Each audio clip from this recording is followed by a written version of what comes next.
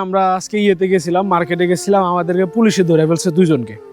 তো তার কিন্তু এদেশের গ্রিন কার্ড আছে, যেটা টিআরসি কার্ড বলে। গ্রিন কার্ড বললে একটু হাইলাইট হয় আর কি, সবাই একটু ভিডিওটা দেখবে।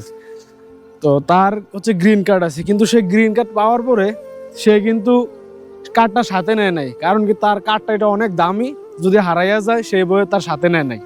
ঠিক আছে, এখন পুলিশ বলতেছে যে তোর কার্ড আনোস নাই কেন? আমার কার্ড আমার সাথেই ছিল, কিন্তু তার কার্ডটা তার সাথে ছিল না।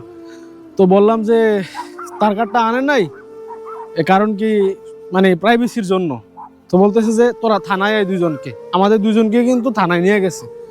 থানায় নিয়ে যাওয়ার পরে আমরা হচ্ছে কার্ড দিলাম, কার্ডের ছবি দিলাম। পুলিশ বলতেছে তোর এগুলা চেক করতে হবে, তোদের কার্ডগুলো কি আসলে অরিজিনাল কার্ড নাকি শুধু প্লাস্টিক।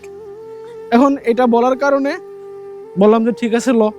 পুলিশ কিন্তু আমাদেরকে দেখা থামছে। আমরা কিন্তু চলে যেতে পারতাম, আমরা পুলিশ দেখে পুলিশের কাছে আবার ঘুরে গেছি, যেন আমাদেরকে অন্য কিছু মনে না করে। তারপরে আমাদেরকে থানায় নিল, আধা ঘন্টা 40 মিনিটের মতো বসেছিলাম।